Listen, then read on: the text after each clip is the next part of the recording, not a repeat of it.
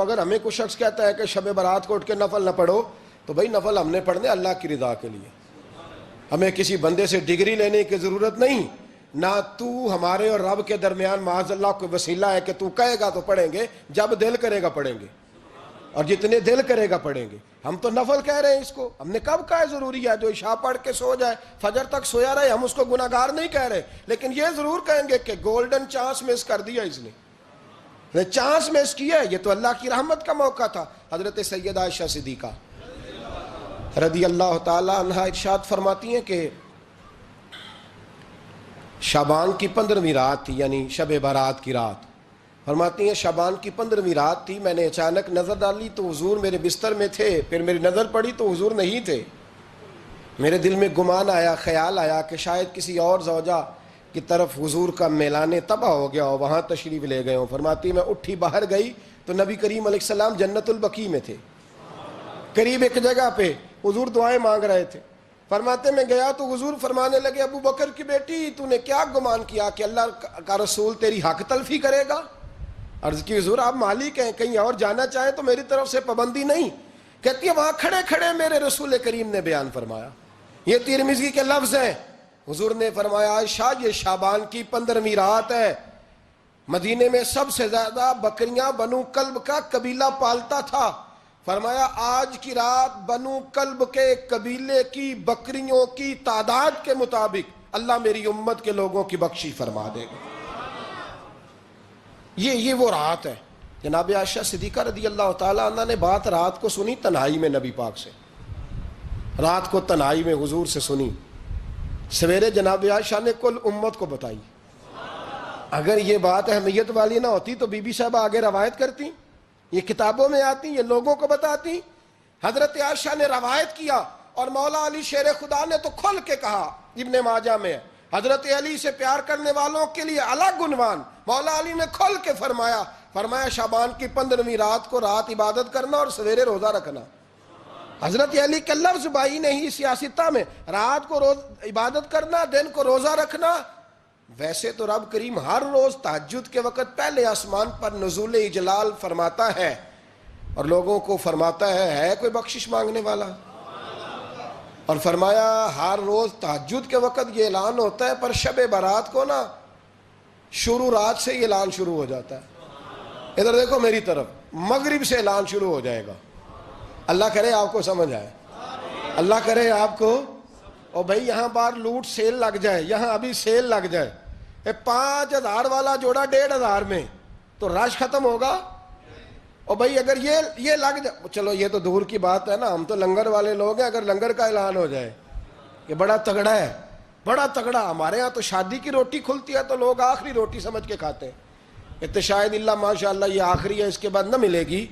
جب اعلان ہوتا ہے اور دعوت ہوتی ہے کہ کھلا ہے جی کھاؤ، کیا حشر ہوتا ہے، کیا انداز ہے۔ مولا علی شیر خدا حدیث روایت کرتے ہیں، رنگ کیا ہے؟ فرمایا باقی راتوں میں نا تھوڑا سا پیکج ہوتا ہے، تھوڑا سا، آخری حصے میں رات کے شب برات کو نا رات چڑھتے ہی اللہ پہلے آسمان پر جو اس کی شان کے لائق ہے نزول جلال فرماتا ہے، اور پہلا جملہ یہ فرماتا ہے کوئی معافی مانگنے والا؟ اللہ کرے آپ کو سمجھ آئے، یعنی معافی دینے والا کہہ رہا ہے چلو آؤ ادھر آؤ ذرا معافی مانگو، میں معاف کرنے آیا ہوں، مانگو معافی، ہے کوئی معافی مانگنے والا؟ معاف کر دیں گے۔ اور آپ فرماتے ہیں ہے کوئی رزق مانگنے والا؟ وہ جو بڑی درخواستیں دیتے پھرتے ہیں نا مختلف اداروں میں، وہ ایک درخواست نا کل شب برات والی رات بھی دیں۔ اللہ کرے آپ کو سمجھ آئے۔ وہ جو کہتے ہیں نا بڑی بڑی کمپنیوں میں نے اپلیکیشن جمع کرائی ہے تو کہیں کام نہیں بن رہا تو نسخہ دے رہا ہوں، ایک اپلیکیشن کل رات بھی جمع کراؤ انشاءاللہ کام بن جائے گا۔ اور میں نہیں کہہ رہا، مولا علی شیر خدا فرما رہے ہیں، اور وہ خود نہیں فرما رہے، وہ نبی پاک کا فرمان نقل کر رہے ہیں، اور وہ رسول اللہ صلی اللہ علیہ وسلم کی بات نہیں بیان کر رہے، وہ کہتے ہیں رب فرماتا ہے کوئی روزی مانگنے والا؟ سارے سیٹھوں نوابوں جاگیرداروں کے پاس جا جا کے تھک گئے ہو، ایک دن میرے کہنے پر، ایک رات، ایک دیہڑی ذرا شب برات والی لگا کے تو دیکھو، پر شرط یہ ہے کہ یقین کامل ہو، ارادہ یہ، مطلب اللہ معاف کرے، آپ نے ناراض نہیں ہونا، لیکن وہ ماحول اس طرح کا ہے کہ شب برات کو ایک دو ساتھی کو کہا رات کو عبادت کر کہتے جی وہ تو ٹھیک ہے پر سویرے چھٹی نہیں، کام کرنا ہے. یعنی رب کہہ رہا ہے کہ تو آ جا شب برات کی رات، جو مانگے گا وہ تجھے. لیکن یہ ادھر نہیں توجہ کر رہا، یہ کہتا ہے سویرے 10 بجے دکان نہ کھلی تو مشکل ہو جائے گی، دفتر نہ گیا تو حالات. آپ دیکھیں ذرا، اب جب یقین اس طرح کا ہو تو پھر تو بھائی ساری زندگی اداروں میں درخواستیں دینی ہیں. پھر آپ جیسا آپ کا مزاج ہوگا، اللہ تعالیٰ تو بندے کے گمان کے قریب ہے. تو میرے رسول پاک علیہ السلام نے ہمیں یہ میسج دیا، پیغام دیا، فرمائے اس رات جو اولاد مانگے گا رب اسے بھی عطا فرمائے گا. اس رات جو اللہ سے بخشش مانگے گا اللہ اسے بھی دے گا. اس رات جو رب کریم سے عزت مانگے گا اللہ اسے بھی عطا کرے گا. شارحین نے لکھا اس رات جو رب سے پردہ پوشی مانگے گا اللہ اسے پردہ پوشی بھی عطا کرے گا. جو جنت کا سوالی ہوگا رب اپنے فضل سے عطا فرمائے گا. کوشش فرمائیں، کوشش فرمائیں. 10 محرم کو ہمارے ہاں لوگ جاتے ہیں قبرستان، وہ کسی حدیث سے ثابت نہیں، میں منع نہیں کر رہا، جائیں 9 محرم کو جائیں، 10 کو جائیں، 11 کو جائیں، 8 کو جائیں، سفر میں جائیں، ربیع الاول میں جائیں، قبرستان میں جب بھی جائیں منع نہیں ہے. لیکن شب برات والی رات تو خود رسول کریم گئے ہیں نا قبرستان. اب جو بات میں نے سمجھانی ہے اس کو سمجھیں. نبی پاک کی والدہ کا مزار نہیں ہے وہاں جنت البقیع میں. حضور کے کو بھائی بہن، حضور کیا کرنے گئے؟ امت کی بخشش کے لیے گئے. شب برات کی رات لالچی نہ بنے کہ صرف میں نے اپنے لیے روزی مانگنی ہے، کل امت کے لیے مانگے رب کریم سے. مانگے اپنے بھائی کے لیے، مانگے اپنی بہن کے لیے، مانگے اپنے بیٹے کے لیے، مانگے اپنی بیٹی کے لیے، مانگے اللہ کریم سے. یہ مانگنے کی رات ہے. پچھلی راتی رحمت رب دی کرے بلند آوازہ، بخشش منگن وارے کارن کھلا جے دروازہ. آئیں اللہ کی بارگاہ میں اس رات کو کھل کے دعا مانگیں. قبرستانوں میں نا کچھ قبریں ایسی ہیں کہ جو بتاتی ہیں کہ سالوں بیت گئے ہیں کوئی آیا نہیں. کچھ قبریں بتاتی ہیں. اور کچھ بڑے قبرستان بڑے شہروں میں ایسے بھی ہیں کہ جن کا گورکن کہتا ہے کہ مجھے کمیٹی نے کہہ دیا ہے جہاں 4-5 سال کوئی نہ آئے وہاں نئی قبر بنا دیا کرو. وہاں نئی قبر بن جاتی ہے معاذ اللہ. او بھائی کچھ ہیں ایسے، کچھ ہیں. یہ جائیں نا اکبر بادشاہ یہاں لیٹا ہے لاہور میں تو شعر لکھا ہوا ہے، بر مزارے ماں غریباں نے گلے پروانہ سوزز نے صدائے بلبلے.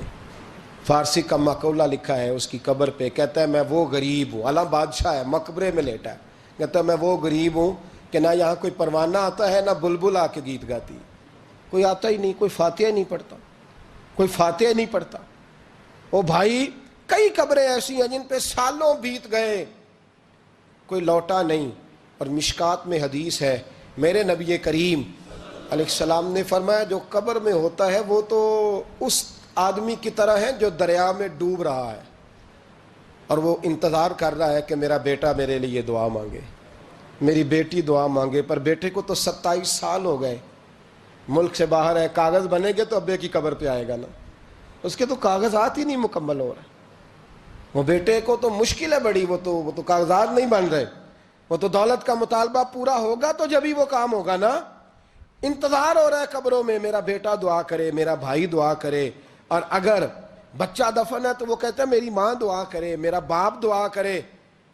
کوشش کریں شب برات بعد از مغرب یہ رواج پیدا کریں. یہ رسول اللہ کا طریقہ ہے صلی اللہ علیہ وسلم. قبرستان میں جائیں اور جا کر کے وہاں اللہ تبارک و تعالیٰ سے دعا مانگیں کہ یا اللہ جو اس قبرستان میں لیٹے ہیں وہ بھی، اور جو آج تک کلمہ پڑھنے والے دنیا سے گئے وہ بھی، اور جو قیامت تک جائیں گے وہ بھی. اے اللہ تو سب کی بخشش فرما دے. اللہ کی رحمت کو محدود نہ کریں کہ صرف مجھے بخش دے، اسے کہیں یا اللہ کل کی بخشش فرما. ساری امت کے لیے دعا کریں. شب برات کی رات نفل پڑھیں. ہمارے ہاں محفل ہوتی ہے ہر سال الحمدللہ، بڑے شوق سے بڑا خوبصورت ہم اہتمام کرتے ہیں. لیکن میں اکثر دوستوں سے کہا کرتا ہوں کہ جن کو اکیلے میں نفل پڑھنے میں مزہ آئے وہ اکیلے میں پڑھیں. کتنی کھلی بات کر رہا ہوں. میں پابند نہیں کر رہا کہ آپ یہاں آئیں گے محفل میں آئیں گے ضروری ہے. بھئی آپ کو اکیلے میں مزہ آتا ہے نا. کچھ لوگ تنہائی میں ہو تو دل زیادہ لگتا ہے، وہ تنہائی میں کریں اللہ اللہ کوئی عرض نہیں. لیکن کچھ ایسے ہیں کہ نعت سنتے ہیں تو دل نرم ہوتا ہے، تقریر سنتے ہیں تو دل نرم ہوتا ہے. تو جن کا اس طرح نرم ہوتا ہے وہ مسجد میں آئے, بات سنیں. کچھ کو سب کے بیچ بیٹھ کے رونا آتا ہے. حضرت سعدی شیرازی فرمایا کرتے تھے کچھ لوگوں کے آنسو مجھے رلا جاتے ہیں. فرماتے ہیں کچھ کی آنکھیں دیکھ کے رو پڑتا ہوں, لہٰذا میں جب بھی ذکر کرتا ہوں محفلوں میں بیٹھ کے کرتا ہوں. تنہائیوں میں مجھ سے نہیں ہوتا, تو جس سے نہیں ہوتا وہ آئے نا, مسجد میں آئے, رات عبادت کریں. کل مغرب سے پہلے پہلے کام سمیٹ لیں سارے, اور مغرب کے بعد یہ رات شروع ہوگی, مغرب کے بعد ایک چھٹی کر لو اللہ رسول کے لیے. کر لیں گے انشاءاللہ تعالی ایک چھٹی. اور توبہ کی رات ہے, یہ توبہ کرنی ہے. توبہ کس کو کہتے ہیں؟ توبہ کا معنی ہے پچھلے گناہ پر پچھتانا, شرمسار ہونا. کہتے نہیں اے کاش میں نہ کرتا, اور وہ لفظوں میں نہیں, جملوں میں نہیں, توبہ رٹی رٹائی نہیں. شرمسار ہونا اور آئندہ گناہ نہ کرنے کا پکا ارادہ کرنا, اس کا نام توبہ ہے. دیکھیں اللہ تعالیٰ فضل کرے, میں نے پچھلے سال کہا تھا پھر کہتا ہوں, مسجدوں سے نا شب برات کی رات, شب قدر کی رات چیخوں کی آوازیں آتی ہیں, لوگ اتنا روتے ہیں نا. رونا چاہیے, کم روتے ہیں, زیادہ رونا چاہیے. لیکن سوال یہ ہے کہ اتنا زیادہ لوگ شب برات کی رات روتے ہیں, کیا پھر سویرے بددیانتی ختم ہو جاتی ہے؟ جو رات مسجد میں کھل کے رو کے آیا ہے اس کا پروگرام ہے نا کہ اب ملاوٹ کبھی نہیں کرے گا, اب گاہکوں سے جھوٹ کبھی نہیں بولے گا, اب وہ بددیانتی کا معاملہ کبھی نہیں کرے گا. لیکن رات روتا بھی رہے اور سویرے پروگرام یہ ہو کہ میں نے پھر لوگوں کو فریب دینا ہے, داؤ لگانا ہے, تو اس نے توبہ کیا رات کے, یہاں بس یہ ایکٹنگ کر کے لوٹ آیا ہے. یعنی بڑی سجا بنا کر کے سوار کر کے رات توبہ کی. کیا مطلب ہے توبہ کا؟ کہ توبہ آپ نے کی. حضرت حسن بصری سے کسی نے کہا توبہ کیا ہے؟ فرمانے لگے توبہ یہ ہے کہ جس گلی سے رب نے تجھے منع کیا ہے دوبارہ پھر تو اس گلی میں نظر نہ آئے, تو نظر ہی نہ آئے. اور جس جگہ جانے کا رب نے تجھے حکم دیا ہے پھر تو دوبارہ وہاں سے غیر حاضر نہ ہو. اگر یہ پروگرام ہی نہیں, ارادہ ہی نہیں. بچے ایک دو مجھے کہنے لگے کل حضرت صاحب توبہ کے موضوع پر ہم نے گفتگو کرنی ہے, تو کوئی باپ بتائے کہاں پہ ہے. کچھ بچے شاگرد ہیں, کچھ مسجدوں میں جمعہ پڑھاتے ہیں. ایک نے مجھ سے کہا, تو میں نے کہا بیٹے پہلے مسجد میں جاؤ, 2 نفل پڑھو, توبہ کرو, توبہ کا ارادہ بناؤ. یہ رسم نہیں ہے. وہ نعت خواں بھی تو توبہ کر لینا جو شب برات کے دن لوگوں کو توبہ کرانے آیا ہے اور 25,000 کا سودا کر کے آیا ہے. تو آج اس کام سے تو توبہ کرنا, یہ نوٹ پھکوانے سے تو توبہ کرنا. یہ رسم ہے. ساری رات توبہ توبہ توبہ توبہ, یہ کیا معنی ہے اس کا؟ کیا مطلب کریں؟ امام غزالی فرماتے ہیں کہ ایک آدمی بادشاہ کا گارڈ تھا, سپاہی تھا, اس کا پہرے دار تھا, نگرانی کرتا تھا, بڑی وفاداری سے نوکری کرتا رہا. بادشاہ نے اسے تنخواہ کے علاوہ بھی بڑا نوازا. اسے بادشاہ نے بڑے الاؤنسز دیے, بادشاہ نے بڑا کچھ دیا, مکان دیا. کچھ سالوں کے بعد بادشاہ کو پتا چلا کہ یہ میرے لیے نہیں آتا تھا, اس کی تو میری کنیز پر نظر تھی. اس نے تو رات کی ڈیوٹی اس لیے لگوائی تھی کہ کنیز پر نظر تھی. تو امام فرماتے ہیں کہ بتاؤ پھر وہ بادشاہ اس کے ساتھ کیا سلوک کرے گا؟ وہ کیا سلوک کرے گا؟ تو لوگ کہنے لگے حضور لگتا یہ ہے کہ وہ نا 4-5 حصوں میں کاٹ کے تو کتوں کے آگے پھینکے گا. آپ فرمانے لگے میرا رب تو بڑا ہی کریم ہے, وہ تو ایسے نہیں کرتا. لیکن بتلاؤ اگر اسے پتا چلے کہ یہ رسم کے لیے آیا ہے, اس کی تو نظر ہی مال پہ ہے, یہ تو سویرے بدلے گا نہیں, یہ تو دھوکہ دے رہا ہے, یہ تو توبہ کرنے آیا ہی نہیں, اس نے تو ڈھونگ رچایا ہے, اسے تو پہلے سے خبر ہے. تو پھر تم کیا امید رکھتے ہو؟ پھر کیا رویہ رکھتے ہو؟ شب برات کی رات دھاڑے مار مار کے رونا اور صبح اسی طرح دھوکہ دینا, اسی طرح فریب کرنا, اسی طرح جھوٹ بولنا, اسی طرح بددیانتی کرنا, اسی طرح لوگوں کو لوٹنا. تو یہ رسم نہیں ہے توبہ. توبہ تو بدل جانے کا نام ہے, توبہ تو پھر سنور جانے کا نام ہے. توبہ تو اس طرح ہے جس طرح حضرت ابراہیم ابن ادھم نے کی تھی. وقت کے بادشاہ تھے بادشاہ, جب توبہ کی تو پھر ہر چیز چھوڑ دی, پھر مال لوگوں میں بانٹ دیا اور پھر ٹاٹ کا لباس پہن کر زندگی گزاری. لوگوں نے کہا حضور یہ تبدیلی ہے. فرمایا تبدیلی نہیں, یہ میری توبہ ہے, یہ میری توبہ ہے. جب توبہ کی تو پھر بدل کے کی, جب توبہ کی تو پھر تبدیل کیا آپ نے. یہ کیا توبہ ہوئی؟ ساری رات روتے رہے, سویرے دکان پہ جا کے پھر قسم اٹھائی کہ مجھے تو پڑتا ہی 11,000 کا ہے. یہ توبہ ہے؟ تو آپ نے اور میں نے توبہ کرنی ہے تو انشاءاللہ تعالیٰ اس طرح کرنی ہے کہ پھر 15ویں شعبان کو بدل جائے.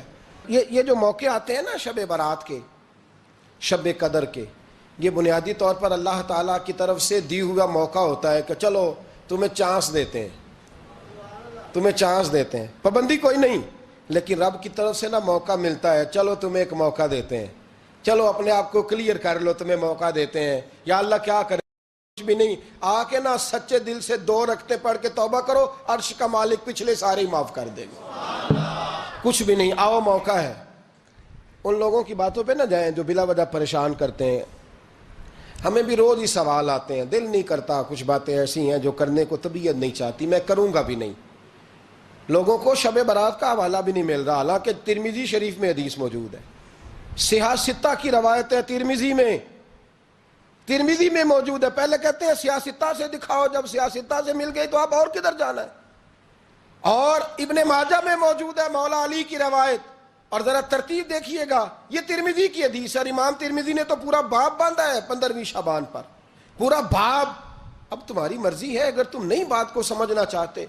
اور مجھے پتا کیوں یہ شب برات کیا لگتا ہے، مجھے کبھی کبھی یوں لگتا ہے کہ رب فرماتا ہے کہ رمضان سے 15 دن پہلے ہی پکی سچی توبہ کر لے، تیاری کر، پاک صاف ہو جا، تاکہ جب رمضان آئے نا تو پھر تجھے پاک ہونے کی ضرورت نہ پڑے، بس پھر تو آتا جائے اور میں تیرے اوپر رحمت نچھاور کرتا جاؤں۔ بس تو پہلے ہی تیاری کر، 15 دن پہلے ہی، 14 دن پہلے تیار ہو جا۔ کل رات اپنے آپ کو ذہنی طور پر تیار کریں، بچوں کو تیار کریں، گھروں کو تیار کریں۔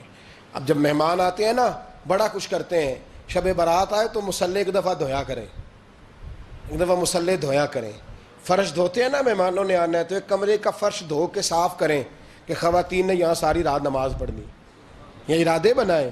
جس طرح آپ کہتے ہیں نا رات کو سفر کرنا ہے تو دوپہر میں تھوڑا آرام نہ کر لوں تو کل دوپہر میں آرام کر لیں، تاکہ رات کو رب رب کرنا آسان ہو جائے، اللہ کی بارگاہ میں بیٹھنا آسان ہو جائے۔ مکمل طور پر ذہنی طور پر اپنے آپ کو تیار کریں۔ یہاں بھی محفل ہوگی انشاءاللہ، عشاء کے متصل بعد شروع ہو جائے گی، 12 بجے تک محفل چلے گی، پھر 12 بجے کے بعد نماز تسبیح پڑھی جائے گی، پھر 1 بجے پھر دوبارہ آپ کو اجازت دی جائے گی، کوئی انفرادی طور پر گھنٹہ سوا اپنی الگ سے کوئی عبادت کرنا چاہے تو وہ تب بھی ممکن ہو، جیسے آپ کو موقع بنے۔ میں کہہ چکا ہوں، لیکن وقت ضائع نہ کرنا، گولڈن چانس ہے، اس کو مس نہ کرنا، یہ شب نجات ہے، اس کے ضرور قریب جانا۔